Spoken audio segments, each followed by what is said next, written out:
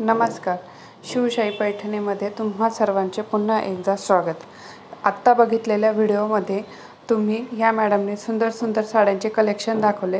ह्या सर्व साड्या या मॅडमनी एक खट्टी पैसे न भरता थोडे थोडे दर महिन्याला शिवशाहीच्या भिशी योजनेमध्ये 100, 500, 300 अशा भिशी योजनेमध्ये त्यांनी थोडे थोडे पैसे भरून ह्या सर्व साड्या खरेदी केलेल्या आहेत.